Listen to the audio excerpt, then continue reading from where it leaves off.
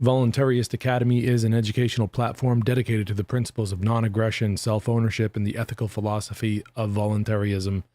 Here, we reject the mythology of political authority and embrace the timeless truth that all human interaction should be grounded in consent and moral integrity. Through rigorous study, in-depth courses, and accessible materials, Voluntarist Academy equips individuals with the tools to critically examine the foundations of coercive systems and replace them with voluntary, peaceful alternatives rooted in natural law. Whether you are new to these ideas or looking to deepen your understanding, Voluntarist Academy provides a structured path to intellectual freedom, ethical consistency, and personal sovereignty. Welcome. Explore the curriculum, challenge false assumptions, learn to live free. My name is James Cordiner, and I'm your host, your professor of voluntarism here at Voluntarist Academy. Thank you for tuning in. My website is voluntaristacademy.com, where you can go and do all sorts of neat things like, support the show by signing up to our newsletter. You can become a sponsor, explore this is the old version. I updated it today. You can explore the website as you go along, get autonomy. Is Richard Grove's 12-week course, and I support that course. I really think that it's a great course, and you should go and check it out. See, there's a lot of building blocks of life that kind of get left by the wayside by they, them, those who teach us in, say, public school as we're growing up. And what Rich has provided here is his endeavor is to help kind of fill in those blanks, help you help yourself fill in those blanks, and all sorts of personal growth that can come from Get Autonomy. And you can also go to the onegreatworknetwork.com, where there's, I guess, almost 80, if not 80, content creators. You can go to the Funnel 5 conference, where little old me is going to be giving a presentation alongside so many other great presenters. That's from last year. And Funnel 5 coming soon, February 21st and 22nd of 2026. Sign up to the newsletter to receive updates. And don't miss it. Freedom Under Natural Law Conference. That's what Funnel, F-U-N-L, stands for. This one is titled Ignite Hearts and Minds. The event that will spark truth, love, and freedom. FreedomUnderNaturalLaw.com. Okay, so tonight's presentation is The End of All Evil, Part 2. The End of All Evil by Jeremy Locke. This is Part 2. Last week was Part 1. And, it's been going great. Oh, before I forget, there's a Rumble channel, right? Let's go back to me. There's a Rumble channel, and thanks to the assistance of one incredible volunteer, shout out Jonna, you have made it possible for the Rumble channel to expand by volunteering your time and helping out Voluntarist Academy. And I really want to, live on air, express my gratitude. And it's awesome. So if you're not a fan of YouTube, if you're a better fan of Rumble, I don't stream live on Rumble yet, but you can catch up over there as well. And who knows, maybe I might do like special Rumble things in the future, just for the Rumble channel. Head on over there, check it out. It's the same stuff that's on YouTube, but it's just on Rumble. So you don't have to, so anyways, check that out. And okay, back to the presentation. Thanks again. Maybe after the presentation, I'll have a little bit to say about recent events, but I want to keep it about the material for now.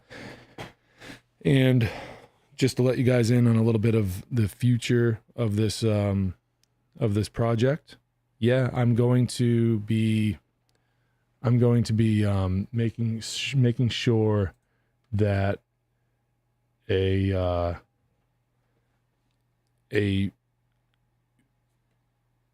that all the pieces are going to be put together at the end for one big compilation of all of these readings, where you can just get straight up, just the material, and then after everything is said and done, I'm going to make all the slides available to those who sign up to the newsletter. But we got to get through this series, and then I'm going to start promoting that at the end of the series. If you want to get your hands on these slides, it's free to sign up to the newsletter, and you get all the slides, and you get a PDF of the Voluntarist Creed by Auburn Herbert, which is extremely important information. So go over to voluntaristacademy.com and sign up for the newsletter off the homepage, and you can automatically just right away just get a free PDF that's all about voluntarism. The Voluntarist Creed, and in it is an essay called A Plea for Voluntarism that was published in 1906. And I read that essay in its entirety on this channel about 1 year ago. And you can find that on the channel. It's called A Plea for Voluntarism. But tonight we're talking about The End of All Evil by Jeremy Locke. Only known publication from this author. Many believe that it's a pseudonym. Many believe that it's a nom de guerre or guerre or whatever, or nom de plume, as the French like to say. And it's hard. It's hard to find out, but here we go. And I want people to remember that this book teaches you one lesson. And that lesson is that you have infinite worth.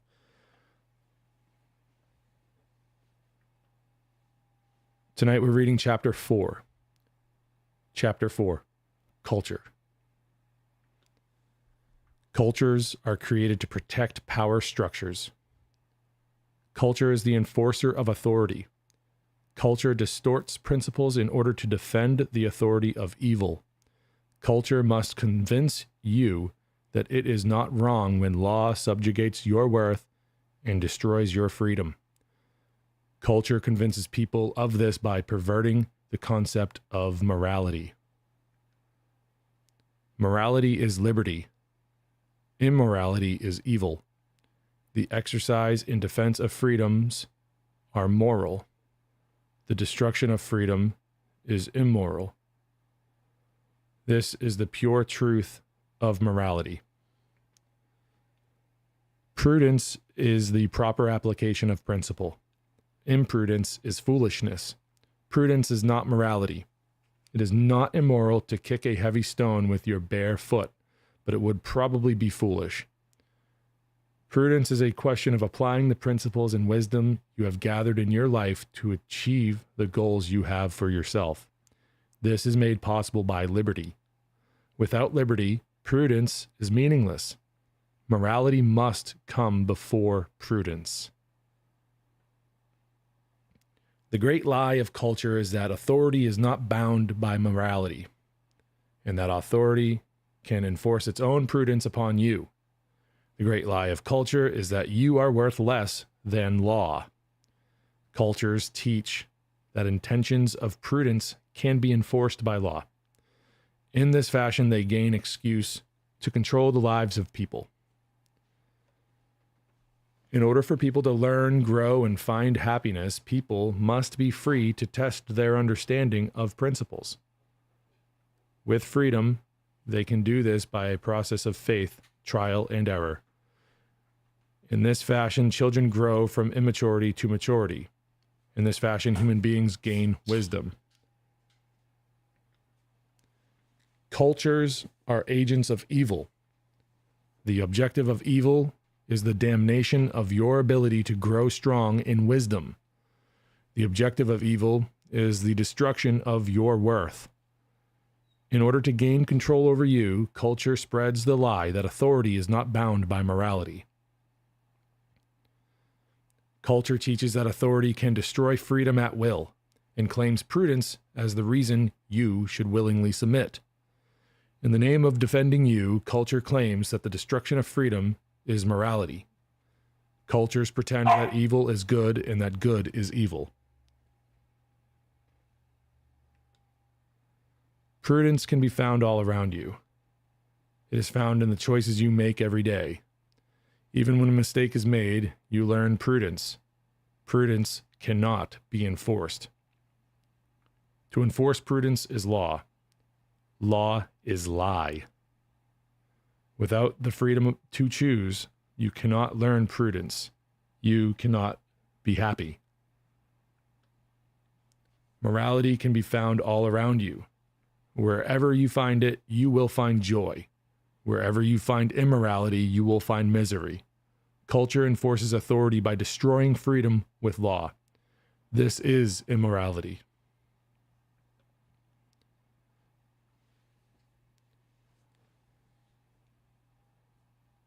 Control of speech. Control of speech. Speech is controlled by culture because speech advances wisdom. Human communication accelerates growth and learning on an exponential scale. People learn principles on their own through experimentation with their environment, but they learn far quicker when they are able to communicate their thoughts through speech. Speech is the single most powerful tool of humanity. Through it, children and adults alike accelerate knowledge in anything they desire to learn. Culture cannot afford the rapid spread of human understanding. Should people learn their own worth and potential, they would never submit to the artificial authorities placed over them. Culture is about control. Cultures are designed to protect the powerful, to protect those in authority. Its job is to make sure that speech cannot flow freely. To accomplish this, it establishes a pattern of subversion of thought and propriety of speech. Authority is unquestionable. Culture first labels the questioning of authority as immoral. The rule of law, absolute respect for law enforcement, character in politics, and the nobility of kings are all examples of culture subversion of thought. Culture cannot allow people to question their allegiance to a specific law, or a specific king, or a specific system of authority. Instead, it teaches that these things are above question. It is never permitted to question the king, dictator, or democracy. In every culture ever devised, authority is supreme over humanity. The highest extreme of questioning authority is discussing the assassination of authorities. Even to print a line of text such as this will bring shivers to those who live under any culture. This is the grip that culture has upon speech. Questioning whether authority is right or wrong is not allowed. The system is above you. You will not fight back. Though law considers itself moral for defending itself with violence, it will teach you that you are immoral for even thinking about defending yourself against it. Lesser taboos on questioning authority exist in varying form in the cultures of history. In modern times, this is most obvious in the shame brought upon anyone who questions the respectability of police, public education teachers, or other public employees. Their work is considered to be above the work of everyone else. Their actions and their jobs are beyond reproach because they are agents of authority. It is sometimes called, quote, respect for the office, end quote, or position. Questioning their right to interfere with your life will bring you the scorn of culture. This is the control of speech. Further examples exist in the belief that paying taxes is noble. Not one person would pay them if they didn't have to. Not one person pays $1 more than is demanded of them under threat of imprisonment. And yet throughout culture you hear people speak of the nobility of paying taxes. Quote-unquote taxpayer is the title given by those seeking legitimacy in political arguments. Culture teaches that good people are those who allow themselves to be extorted and controlled without thinking. Obedience to arbitrary law under the rule of law is labeled character. The more destructive a law is to humanity, the more praise of nobility culture will give to them who obey it. If authority is not questioned, if it is accepted as the proper rule over man, slavery is the result. Germans failed to question the culture imposed upon them by the National Socialist Party. Their servitude to Adolf Hitler and his war machine were the result. Billions failed to question the culture of quote-unquote brotherhood championed by communism. Totalitarian slavery and the deaths of 100 million people was the result. Large or small, when you yield your mind to culture, it will make a tool of you for its own purpose. It begins when you limit your speech out of fear of culture.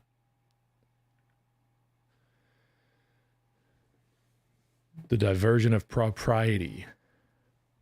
The diversion of propriety. The next step in the cultural manipulation of speech is the creation of propriety and politeness.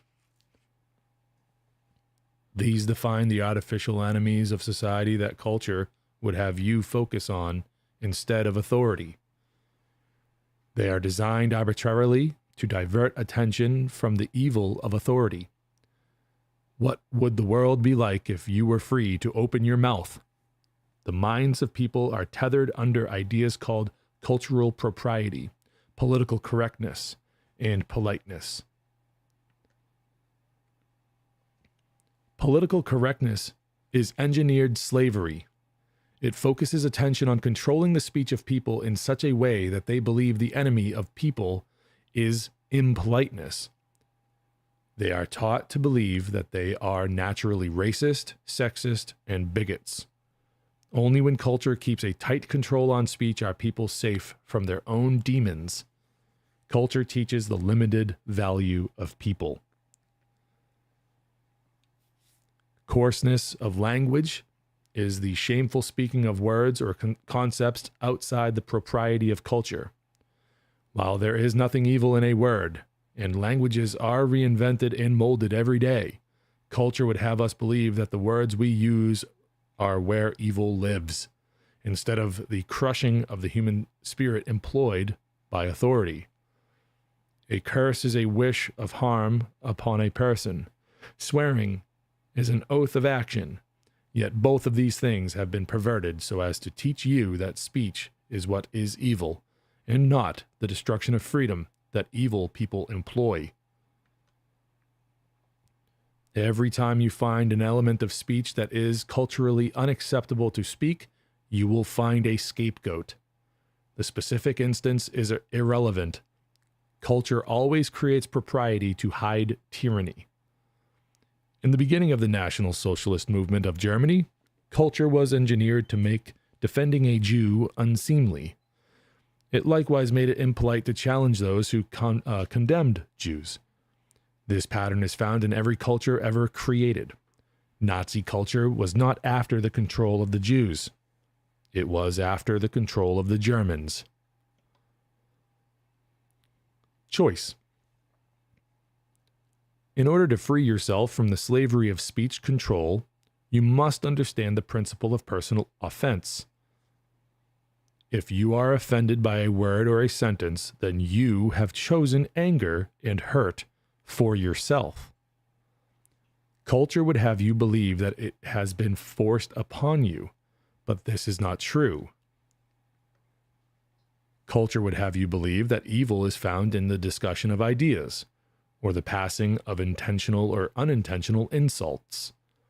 It would have you believe that certain words or allusions are where evil is to be found within society. If evil can create the enemy of speech, it can convince you to yield to its control. This is the design and purpose of culture. Though people always feel entirely justified in taking offense at speech, it is nonetheless their full choice. They have the freedom to feel anything they want when they hear the mind of another person. Yet the solution offered by culture is to force speech into a manner conducive to culture's taste. Once you believe that the control of speech is noble, you will not wonder at why it is improper to question authority.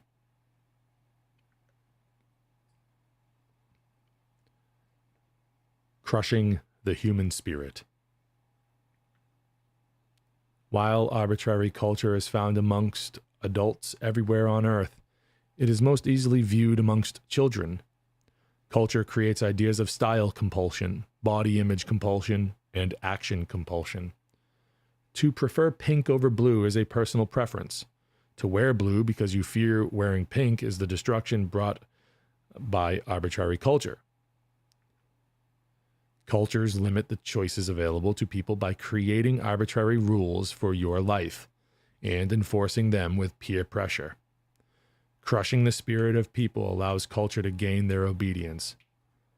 When people fear standing tall because they believe they are not sufficiently attractive, wealthy, or educated, culture is crushing their spirit by teaching them that they have limited worth. People who do not know their own value are easy to control. The pressures applied amongst children are a paradigm of the culture of more powerful evil. Those children who are the most adept at understanding how to conform to cultural norms and apply the strictest enforcement against everyone else are the ones who gain social power. This is a type and a shadow of the culture of nations and kings. A model citizen of culture is one who patterns themselves precisely to the ideals of culture. In premise, this means style, speech, education, and economics. In reality, this means obedience. Culture teaches people to idolize the perfect citizen. It does so because it desires your obedience as well.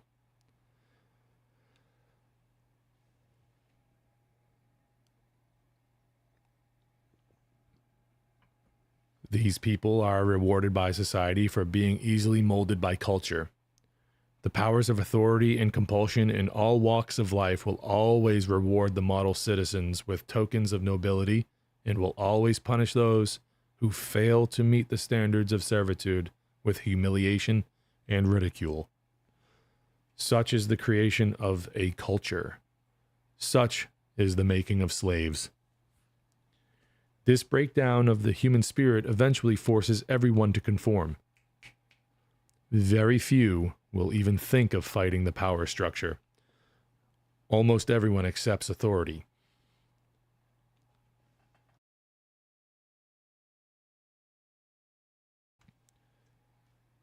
Culture teaches that arrogance.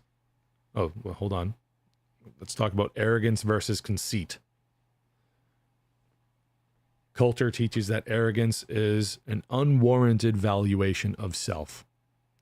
You are a being of unlimited value. Culture is lying to you. Arrogance is condemned by culture because culture does not want people to understand how much they are worth. Culture purposely confounds the meanings of arrogance and conceit. Conceit is believing that you are more valuable than others. All people have infinite value. To be conceited is to degrade the value of those around you. Authority is the ultimate conceit. It lays people low lest they believe that it is they and not law which has value. Arrogance is an understanding of your own worth. Culture condemns it in order to suggest that you are really not of sufficient value to do, say, or accomplish things that you desire. Arrogance offends others because they have been taught by culture their entire lives that they have little or no value. They are hurt by the misunderstanding that arrogant people are better than they are. They are taught that arrogance is conceit. If people were not so easily swayed by the doctrines of culture, they would recognize that all people have equal value. When they see the arrogance of a person who has faith in themselves above that of their own, they would rejoice. If an arrogant person has great value, then so do they. Culture condemns arrogance in order to crush the spirit of faith. Without culture, people would allow themselves to revel in the inspiration that arrogant people provide. The arrogance to believe that we can fly, cure disease, and accomplish wonders. The arrogance to suggest that you can govern yourself. Enthusiasm and excitement. Enthusiasm for life is frequently ridiculed by culture. Those who are excited by the wonder and beauty of our world are in danger of understanding how much they are worth. This is not something that culture can allow. Excitement and enthusiasm are allowed only in limited and predefined forms. Every culture is different, but they all provide, quote-unquote, acceptable directions and outlets for excitement. These outlets divert the arrogant expression of enthusiasm so that others will not be inspired. Culture dismisses achievement as impossible for the average person. It teaches that most people can expect only limited success in their life. It teaches people to accept that dreams are unreachable. Without exception, the reason that dreams are so hard to reach is because of culture. Laws, control, and the crushing of the human spirit limit our ability to achieve.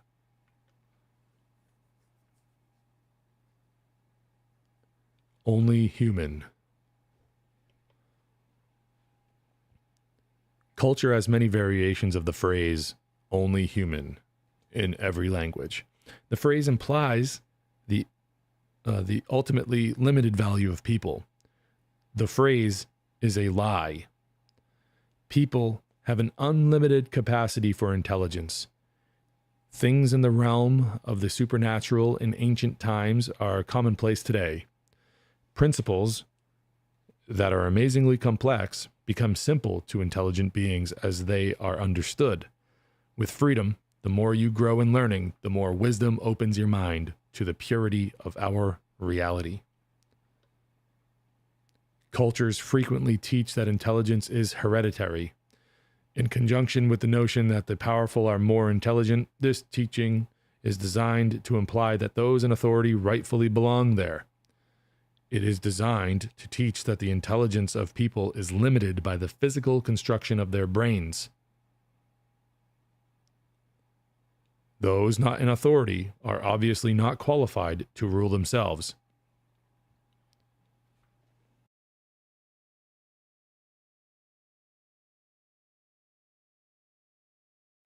Culture needs people to accept limitation in order to swallow obedience.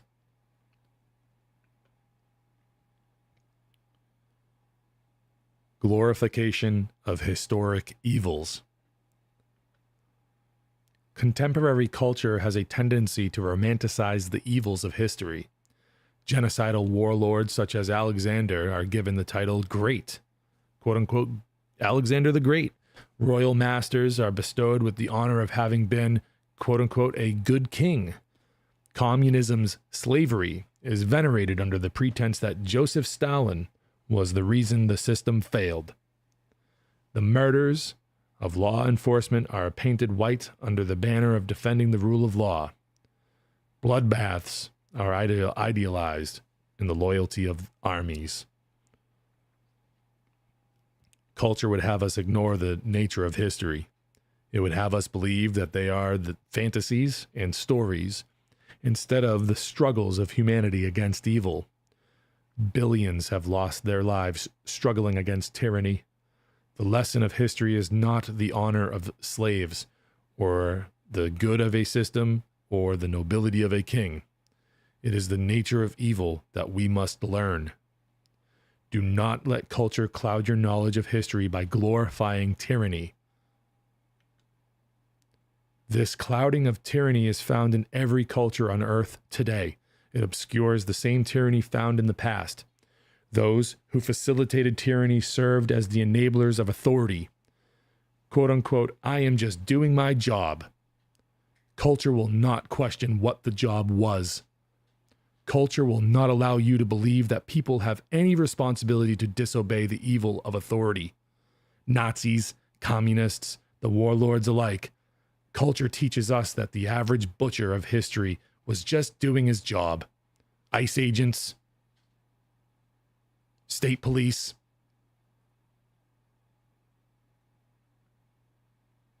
local police, National Guard. The list goes on and on. Culture glorifies the evil of history and teaches that today's blind obedience to authority is nobility. The same blinding of the mind used by the cultures of the past is used by culture today. How correct law pretends itself to be is irrelevant. In order to enforce authority, you must destroy liberty. Obedience.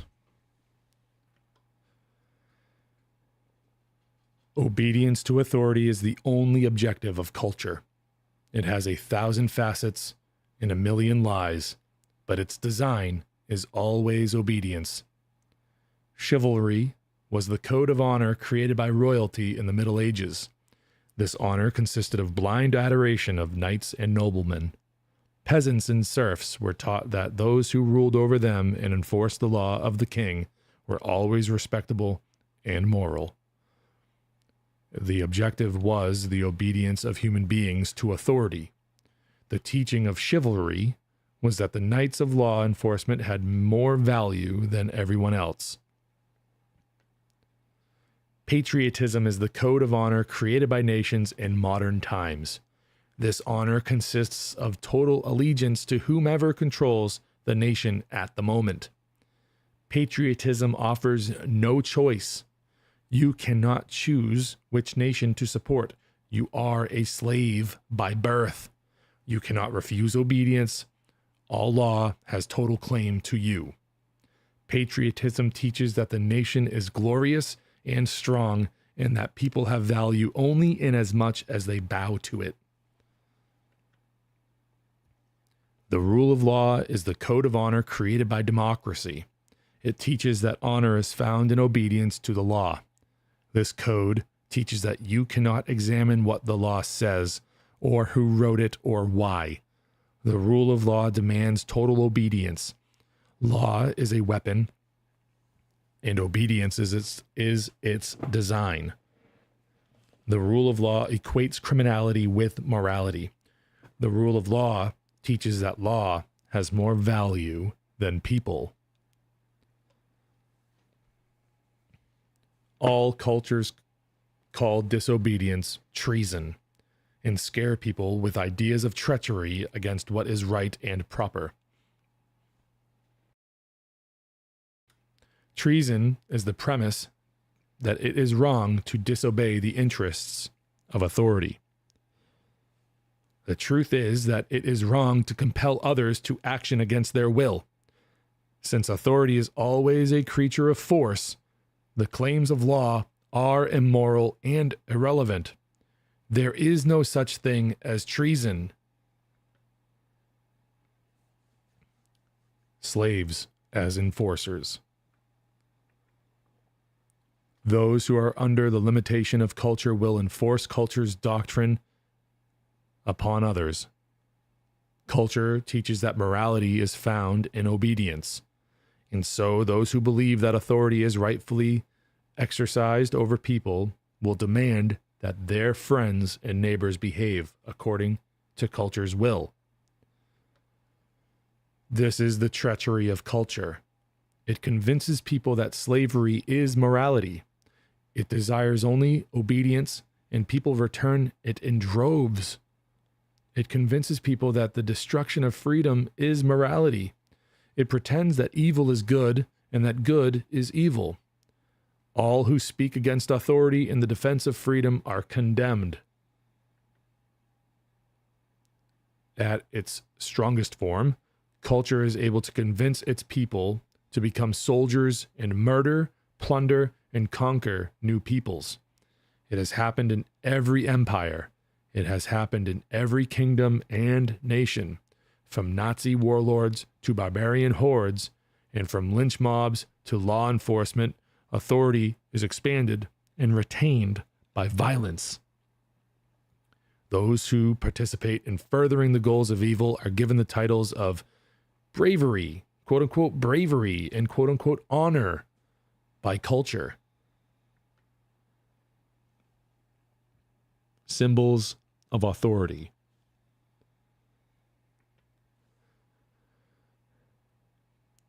Culture seeks to enforce authority by impressing upon the minds of people that they are inferior to law. When people believe that they are worth less than law, they will believe that it is their rightful place to obey. The symbols that authority uses to create the illusion that people have limited worth are very similar throughout history. The robes of modern judges compare to the robes of royalty.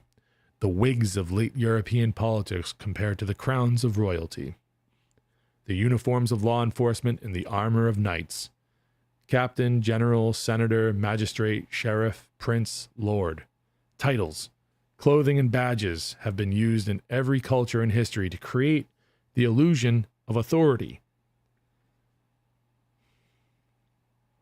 Culture focuses the mind on symbols such as honor, loyalty, devotion, and duty.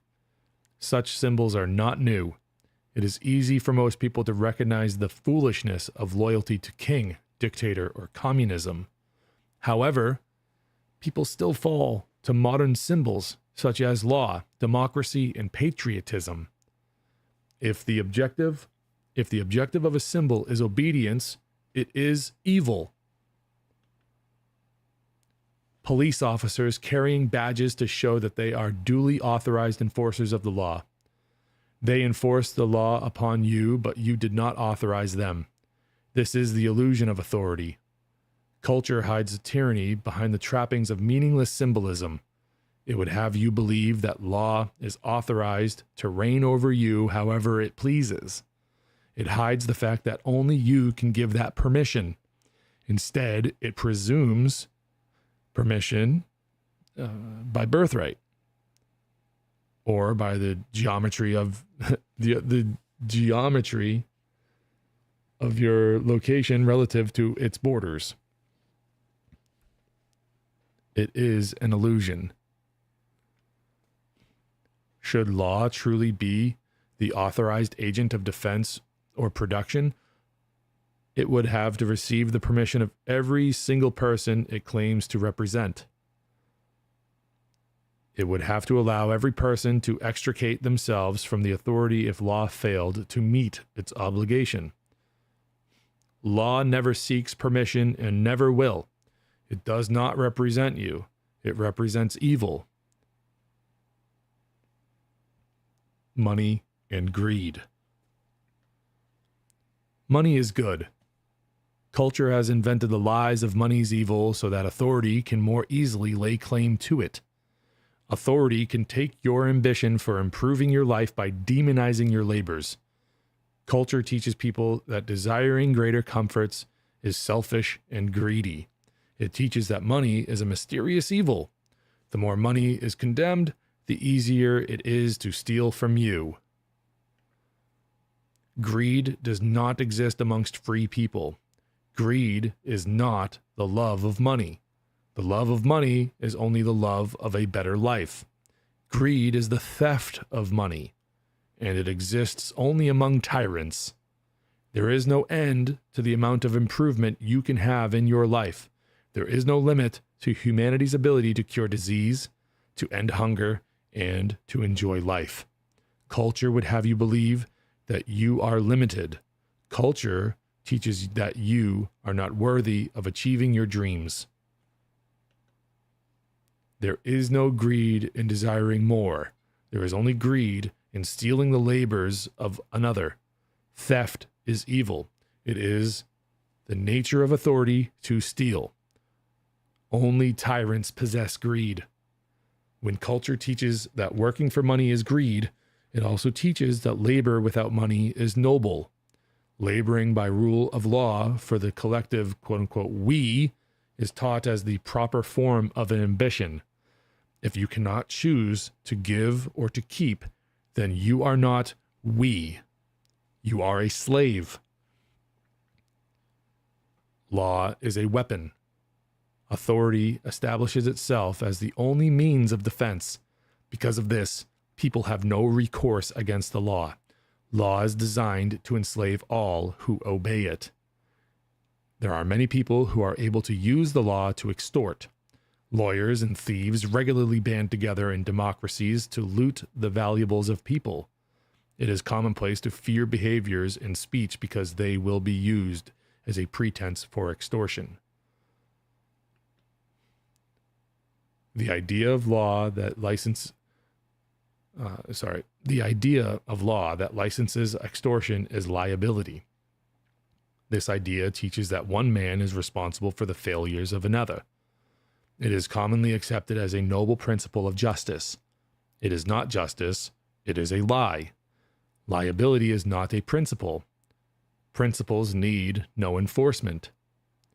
The reason liability laws are enforced is to extract massive sums of money from anybody who happens to be able to pay.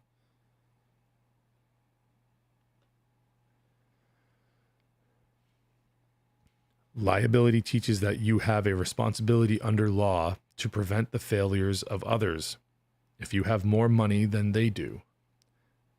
In a free world, people's actions are their own, and their failures bring consequences. Those consequences of principle are necessary to the growth and understanding of humanity.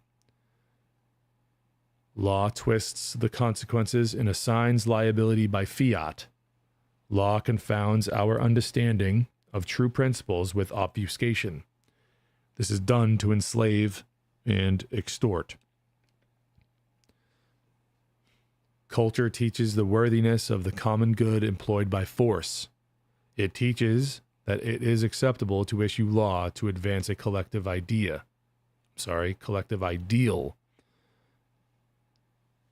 It teaches that it is acceptable to issue law to advance a collective ideal. Whether to pay for a project or control behavior, compulsion is frequently labeled, quote unquote, public interest. If these things are truly for the benefit of people, why must they be forced in order to accomplish them? Remember the difference between principle and law. Principle requires no enforcement. No law is required in order for people to feed and shelter themselves. If something must be done by force in order to accomplish it, then it is not a good thing. It is only something that authority wants. All government, all violence, and all laws are methods of forcing you to yield money or motive without your permission. If these were things that truly provided benefit to you, then you would do them willingly. In a free market, you get only that which you pay for. In government, you can easily get anything you want at the expense of others. Those who have the most to take are the easiest to rob. Culture uses ideas such as the working class and the rich. These ideas have no meaning, since all classes work, and even the poor of today are rich compared to the rest of history. These ideas are just tools of cultural manipulation. If culture can create social classes and convince you that they are at war, then it can hide its own tyranny. Culture creates collectivism with individual crushing labels such as we and our. People are taught that within a nation, they are, quote unquote, our children rather than the parents. Culture teaches that, quote unquote, we want laws and taxation, and that, quote unquote, we fight wars. The destruction of the individual and collectivism directly serves the purpose of evil. Collectivism teaches that good things can come from compulsion. It teaches that people can be forced to accomplish things, quote unquote, for their own good. It pirates the love people have for their neighbors and twists it into authorities' demands. Slavery is the result. If an individual will not choose a thing, then it is not good for him or her. Force crushes the human spirit. Choice enables life. Morality and values.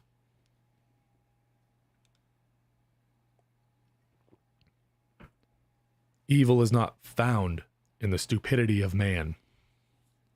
Evil is found in the slavery of man.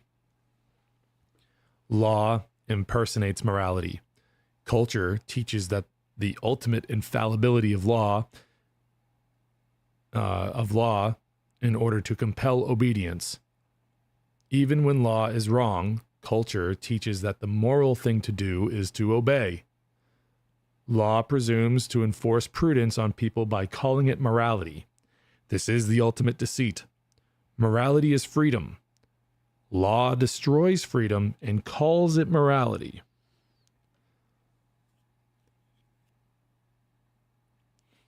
Freedom is the cure for imprudence. All the social ills that law presumes to correct exist because people are not free to learn and grow. With limited ability for growth, principles are confused, and foolish behavior is the frequent result. Freedom brings wisdom, peace, and prosperity. The history of freedom shows this clearly.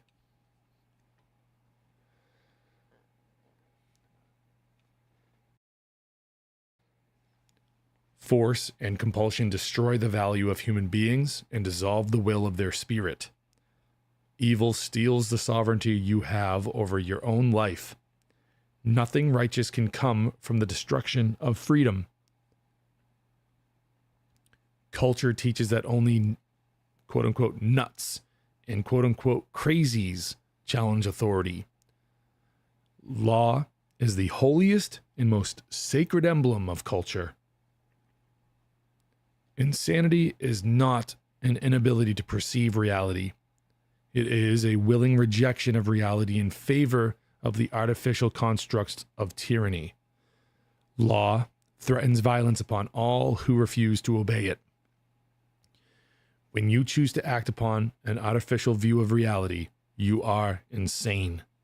People obey law out of fear of death until they can be properly cultured to accept the rule of law without question. Cultural indoctrination is insanity. The definition of insanity is blind obedience. It is insane to believe that those in power over people rightfully belong there. It is insane to assume that they will always be there. It is insane to believe that law has the right to command the obedience of people. The culture of royalty, the culture of patriotism, and the culture of law are all insanity. No human being who understands the fullness of their own worth would ever accept the notion that someone ought to rule over them.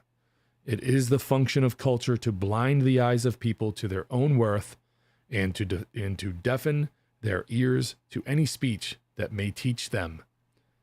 When culture influence is at its peak, insanity ravages the mind. Obedience is the object of authority, and authority wants no possibility of rebellion. The definition of insanity is blind obedience. Defense of freedom. Culture teaches that only police have the right to defend. It teaches that only authority has the right to decide if you are worthy of defense and what level of defense it will provide. While it teaches that it is never acceptable for you to defend yourself, culture teaches that when the law implements kidnapping and murder, To enforce its authority, it is always acceptable. In order to remove all thought of people fighting their masters, culture teaches that revolt is never acceptable. Rebellion without violence is almost always impossible. Culture ensures that authority holds a monopoly on violence, and it has no compunction about kidnapping, imprisonment, and murder. The only way to escape authority is to destroy all tyranny. This is the reason massive wars have been necessary to destroy entrenched tyrants such as Adolf Hitler.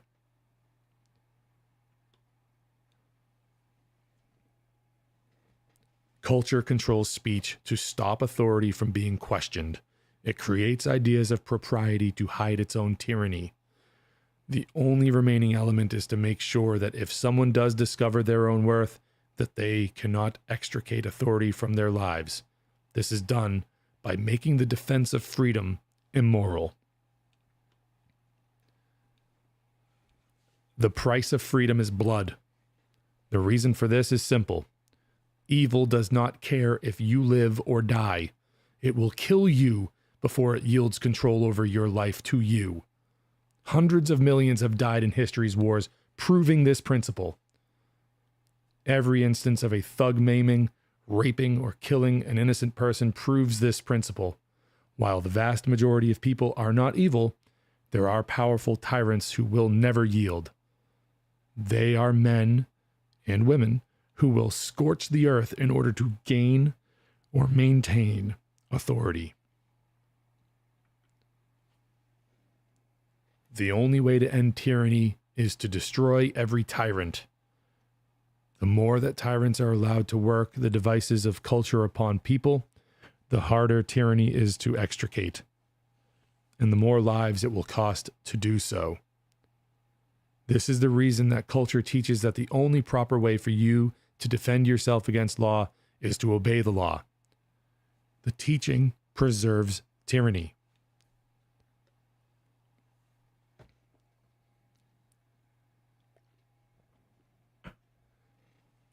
$100 million people have died at the hands of communists because so few were willing to ignore the law and instead do what was right. Europe was nearly obliterated because so many people valued the law more than liberty. They failed to stop Adolf Hitler while he was still weak. Removing the true nature of violence from news and relegating its understanding to the artificial violence of entertainment teaches people that there is safety in slavery. News reports enable authority when the true cost of tyranny is removed from view. Culture hides the plainest images of blood from people in order to keep them passive. In reality, evil will stop at nothing to control you, including destroying everything you have and everyone you love. Violence is used in the preservation of tyranny every day. Violence and murder are only weapons of immorality when used to destroy freedom. The defense of freedom is never immoral. Any man who will yield the weapons of violence against innocent people in order to gain authority must be destroyed.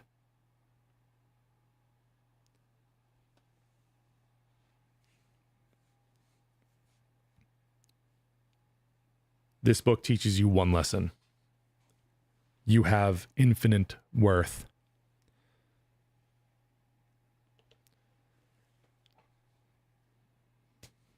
That was chapter 4. Pretty big chapter.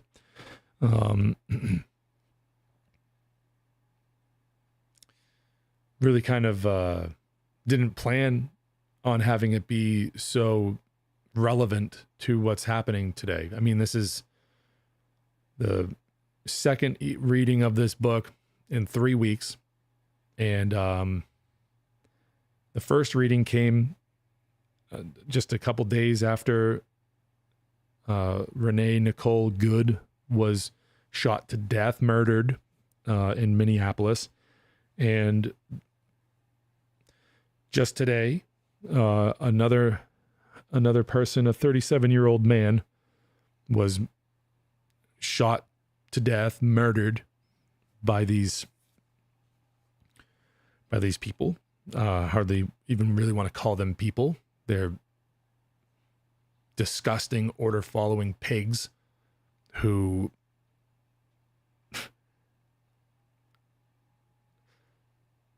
I try not to lose my temper because it's late at night. And I just want to help people learn that obeying does not stop tyranny. This is what this book is really, at least tonight's chapter, is really about. Let's get into the time capsule here, a little bit of a time capsule exercise. And I want to make sure I get this poor gentleman's name correctly. And I want to make sure that his name is Alex Pretty. Okay. Alex Pretty. And every video that I've seen seems to me to be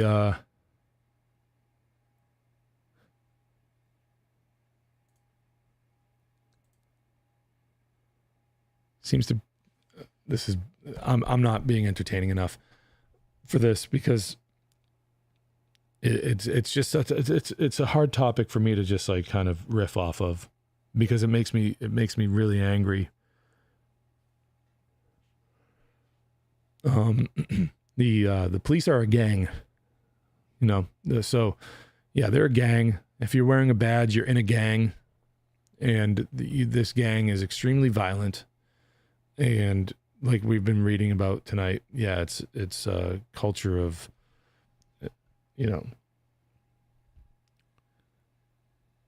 culture of obedience. I've been calling it the intergenerational cultural conditioning. And as this great age of communication and information distribution comes upon us, they need to tighten their grip, like a vice on both sides of your head, the boot.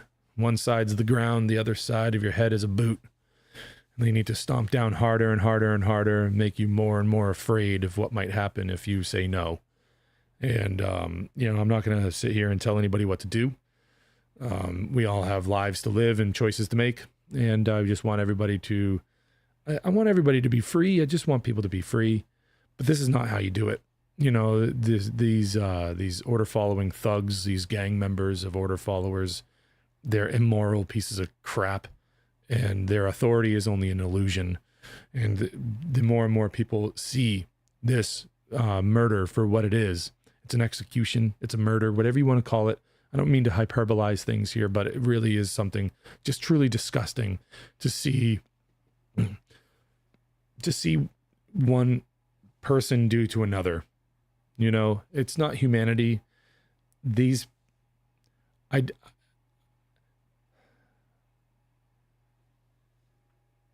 are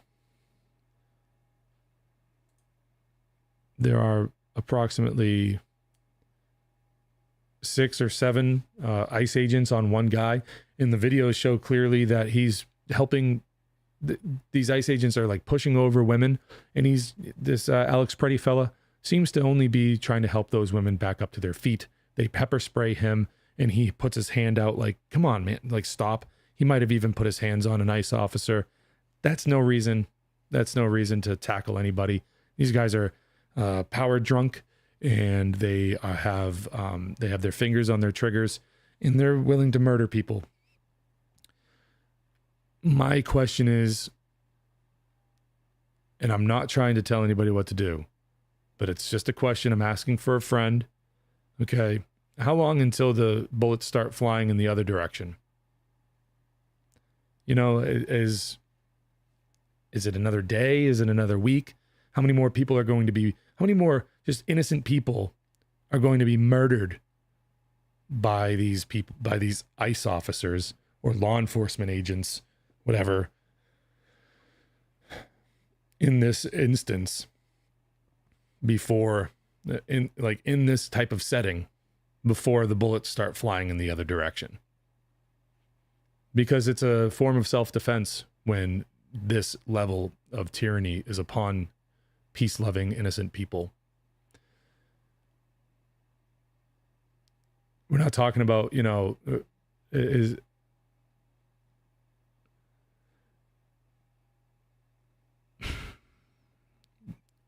not talking about, anyone here who deserved it.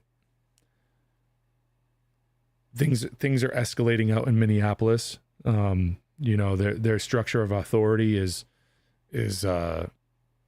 just a microcosm of the greater structure of authority that the federal government has. It's a mess. It's self-destructive in its own nature, really. It seems to me that the longer this goes on, it can't survive the way that it's going. And I guess the governor of Minnesota is the guy who, it's Tim Walz. We know him, our old buddy who was the running mate of Kamala Harris. And he went back to Minnesota to continue governing that state after they, weren't selected to be, the people in the White House, the vice president and president. So he's, I guess, issued a statement about, bringing in the National Guard.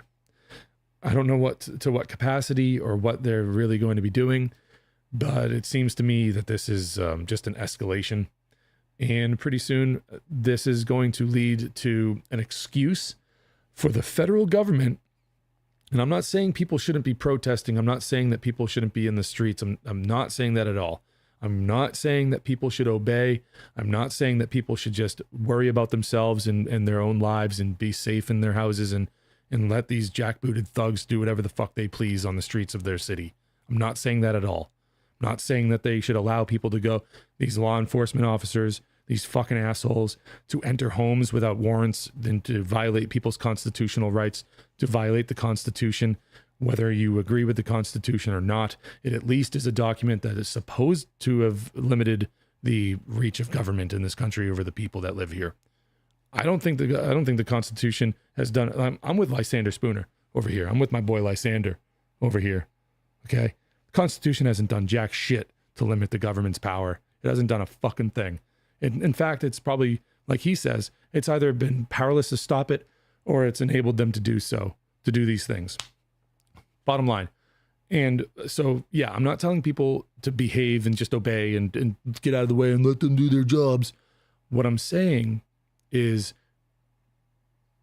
we need to accept the possibility that all of this is just a psyop to increase the tensions between the people and the government, to exploit that tension, to get people to act really, really crazily, and to get them to get a majority of people, which is how any society, whether there's a government or not, like it or not, the majority of people in a concentrated area are going to dictate the way that that area is going to have governance, or government in this case. They're trying to get something. They're trying to light the fuse, to get something to blow up, so they can have a reason to upgrade. Get that new operating system upgrade or whatever. The new update for your firmware for government. Something like that, so they can exert more power over people, so they can stomp down harder with the boot. They need reasons to get people to consent to more and more authority. Just like after 9/11, they got the Patriot Act, just like they tried to do things with COVID time and time again. The school shootings, albeit tragic events, and I don't want any child to have to go through that. And I'm not even sure I'm saying that those were I'm not saying I would support the theory that those things were done on purpose or have been lied about, but I would support the The fact that media has exploited those stories to kind of ramp people up to get them all in a real fervor about gun control. So we see these things time and time again where the narrative exploits things, like the media exploits things, creates a narrative, and before anyone can really learn the truth, the emotions have taken charge and they've been led down the primrose path and into more slavery. More and more slavery. This isn't going to lead to freedom. There's a severe lack of organization. There's a severe lack of knowledge on the basis, and there's a severe lack of foundation backing people, a foundation of morality backing the cause. Morality is not the reason why people are doing this thing. It's politics. It's different poles on the spectrum of their bullshit statist religion. That's the only reason why people are doing this. They're like the same, and I don't want to disparage these people who are protesting, because on the surface it looks like they're doing the right thing for the right reasons, but really, like, you know, if it were a government that were going door to door to take people's guns away, the people that are out there right now getting shot to death wouldn't be doing a fucking thing about it. At least that's what it seems like to me. It seems like that to me. I'm accepting the possibility that I'm wrong about that. But I mean, just, you know, when you see somebody like Kyle Rittenhouse, you know, like it's time and time again, you see the flipping, the flopping, the back and forth. You know, one side's mad at the other for something that the other side would have been mad at the first side about if the roles were exchanged, and if my team were the ones in charge, then you know, we'd be laughing at you. But now my team's not in charge, and now we're being the ones being laughed at. And it's like, dude, there's no morality in this system. There's nothing like that exists in the political system. Never will be, never can be. It's impossible. You know, government is slavery, as my friend Mark Passio would say. And it's absolutely true. Moral people would be, people that understand morality would be telling others that I'm acting this way because otherwise I'd be immoral. I speak out on my platform here I complain on the internet because I see immorality and I am trying to do something moral about it. It's not that difficult.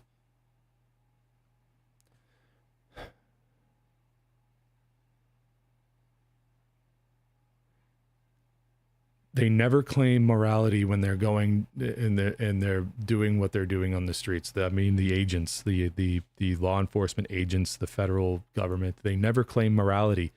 They claim law. They claim law. And like we learned in tonight's reading, if it has to be enforced, it's not moral.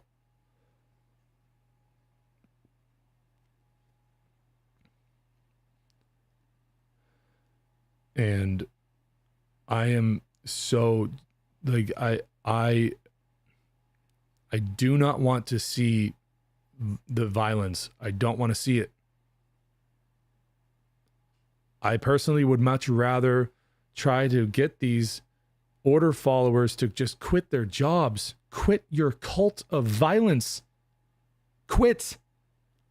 If it's not here that you pay the price in this realm, on this plane of existence, it will be in the next. You cannot escape the karmic debt that you have built. You can't escape it. The most you can do, the most you can hope for, is to try to do something in your life, in your corporeal form as it exists now, to repent and to do something to discharge that debt. You go around in your masks and your fucking stupid little vests with what level plates are those? What level plates? I want to know. Asking for a friend. Committing some of the worst atrocities of the modern day. Claiming that it's for what? Order? Look at all the chaos that your presence has created. You're creating a peace? Bullshit. You're doing it because you're a psychopath who gets off on creating slavery. You have holes in your brain where the adrenaline has burnt through your brain matter. You can't think. But I mean, I would really just love to see you quit your job and to just live a life of peace. I don't want to see, you know what, and you know what, like they try to exploit people's emotions too by saying we're going after pedophiles and we're going after these these sex offenders, these people that have done horrible things, and you're interfering. These people, these protesters, these rioters are interfering with that. If there's really a person like that in the community, like, again, karma, you're not going to escape. Your actions are going to lead you to, when you act when you act immoral and when you act in a way of evil, you're going to find yourself in a place where you're going to learn, and you're going to learn one way or another. It might not happen tomorrow. It might not happen the next day or even a week or maybe even a month, but eventually it catches up with you and you're going to fucking learn from what you did. You're going to cross the wrong motherfucker who will not take that shit, because that's the nature of consequences, cause and effect. This is what natural law is all about. And you can't escape it. You cannot escape it. The most you can do is act morally and not initiate harm against people, not be the one who starts the fight, be the one that's defending yourself, because you can't control other people. All you can really do is control yourself. And maybe learn a lesson from, I don't know, a guy on the internet complaining about the state of, or the condition of the world. Maybe you can just like take it seriously for 3 seconds of your life and just reflect for a minute and say, geez, have I really made a positive impact on the world with my actions? Or am I a fucking psychopathic, order following cunt who doesn't deserve to fucking breathe anymore? And maybe I should just slow down for a minute and, stop doing these evil things. I should quit my cult. I should quit my gang. Food for thought. I doubt any police officers or law enforcement officers will see this. But in case you do, I'm sure at some point in your life you thought you were signing up for something noble. I'm sure you thought you were protecting your community. I'm sure that at some point in your life you told yourself this to convince yourself that it was okay to go work for the government. The government doesn't care about any of those things. They care only about their authority and people's obedience to it. They don't care about public safety. They don't give a fuck about any of that. When they bomb fucking whole neighborhoods in Philadelphia back in I forget the date, but they did that once. They did that once. When they poison people with fluoridated water, when they poison people with the food supply with, hydrogenated seed oils and what do you call it? High fructose corn syrup and all the food dyes and everything like that. When they poison people's minds with the bullshit public education that they feed people to preserve their own system and to find this propaidutic function in order to preserve their managerial class of society. They don't have our best interest at heart. They use things like freedom. They use things like that to trick people into thinking that they're there for the betterment of mankind when they're not. They're psychopaths, and you work for them. You law enforcement officers out there, you work for them. And you have a chance to quit.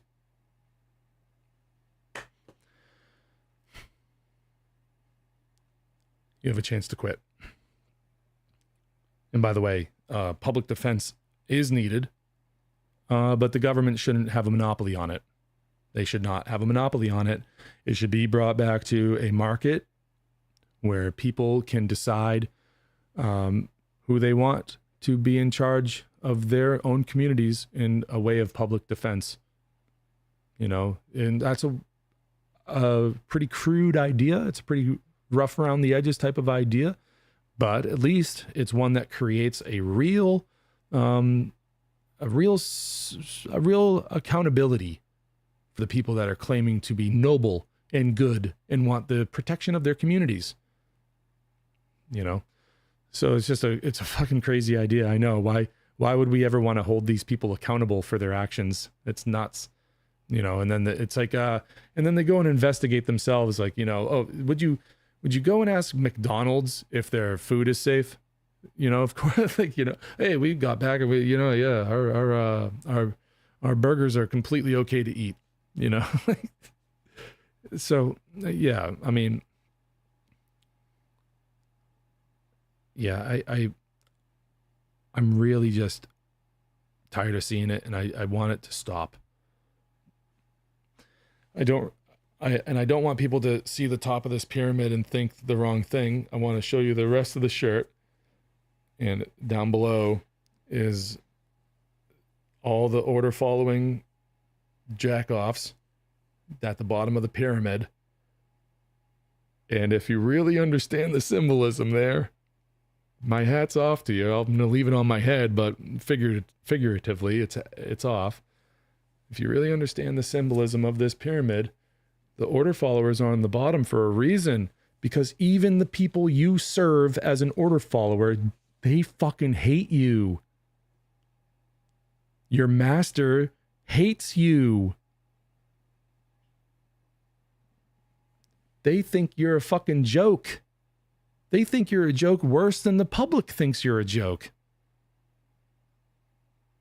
Which is why it makes no sense why you would serve them. You serve them, not the public. Anytime anyone asks you, for instance, why do you do this? Or blah, blah, you got a family to feed. Or if I asked a police officer, and I used to run this social experiment when I had some complications with one of my vehicles, and I'd get pulled over frequently by different police officers, and I would ask them, if the government passed a law that was a clear violation of human rights, would you enforce it? And much to my chagrin, more often than not, I would get a response that is similar to well, it depends on the law. I'm not joking. It's a horrible thing. So anyways, I could keep going on and on and on and on and on. But you guys get the point. Okay. So I guess that's it. For tonight. Let me see about this chat here. What's on this chat? What's going on here? Oh, wait. I think we can see on the screen here. All right. Well, I can't scroll through it on the screen here. But let's see. Who to thunk it? That is Jonna, my wonderful volunteer assistant, helping me out with uploads on Rumble. Thank you for being in the chat, keeping it going. We got Rip Me 6616. He's participating frequently, coming to the chat and hanging out. And we got Hippie Girl 1970, and she said, "It's all about money and power and control." Well, yeah, I mean, they definitely control the money, right? The Federal Reserve controls the money, so I would agree in this case. Yeah, if we were able to in our own communities decide what our money looked like, then that would be on us, right? And at least we'd be able to figure that part out. I don't know, I don't have all the answers to that, but yes, right now with the Federal Reserve, it is definitely them that are controlling the money. And we don't get to choose what we I can't go to the grocery. I can't go to my local market basket grocery store over here and pay them in Bitcoin. At least I don't think so. I'm not going to lie to you folks out there. I'm not the best when it comes to the whole money question here. I have a lot to learn about the money thing, but power and control. Yeah, I agree. Hippie girl. I agree. It is about money and power and control. 100%. Rip says Animal Farm. That's a great book. Actually, I have, it's so funny that you brought up Animal Farm. Because a while back I got a copy. I'll show you on the book cam here. This is a copy of Animal Farm, right?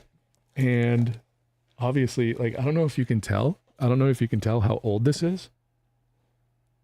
But it is Animal Farm. And I couldn't help myself. But this is the first edition of the American of it being printed in America in 1946. So this book is from 1946, and for some reason I was like, I need that one. I love this book though. I love it. Yeah.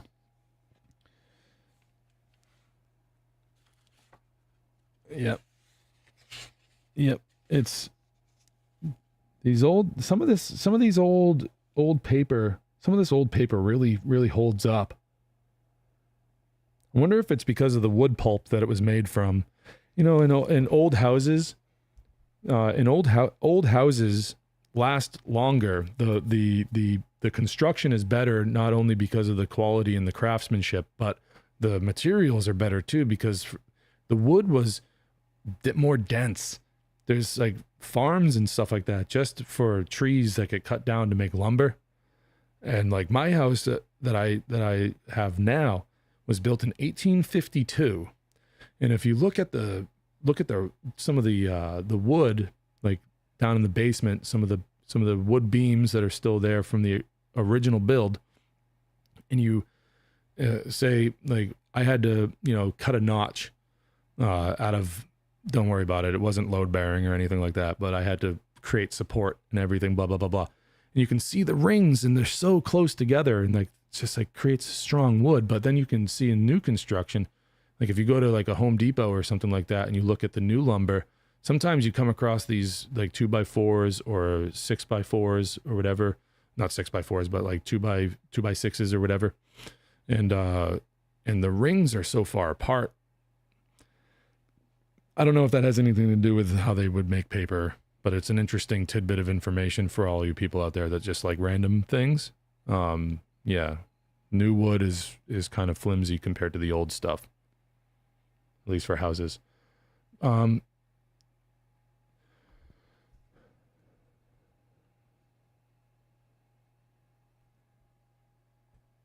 So I think maybe, yeah, I like this book.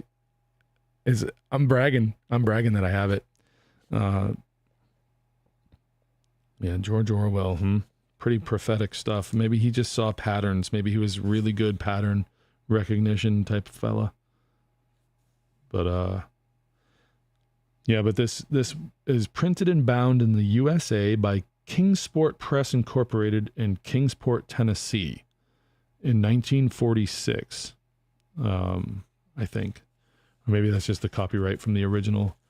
But supposedly this was the first American edition of Animal Farm, which is pretty neat.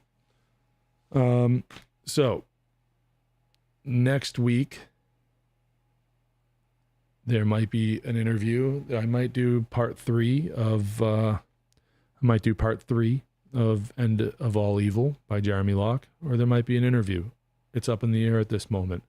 There's a chance that tomorrow night, if you tune in to Grand Theft World, that you'll see yours truly as a guest co-host type fella. I'm going to go hang out with Richard and Scott. I don't have work on Monday because we're getting slammed with a huge storm over here in New England. I'm in New Hampshire, for all you people out there that wonder where the hell this crazy fella is broadcasting from. An undisclosed location, but I'll tell you at least the state of New Hampshire.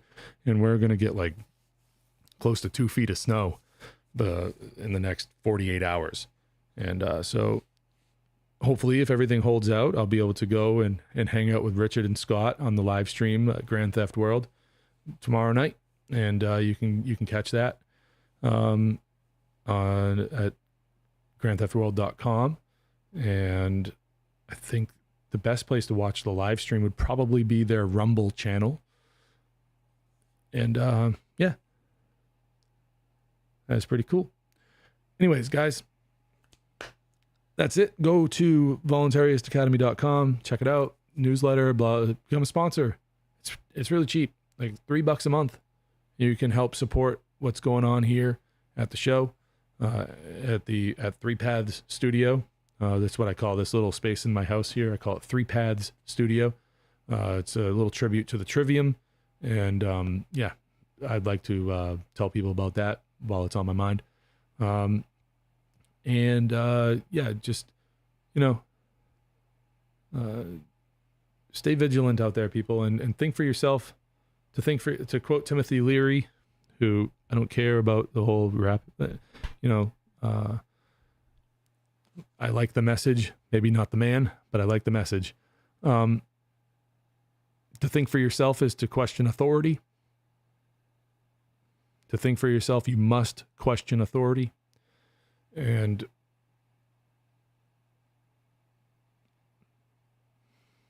to be free, you must own yourself. You own yourself, period. Okay? This is me signing off. See you guys next week. Peace.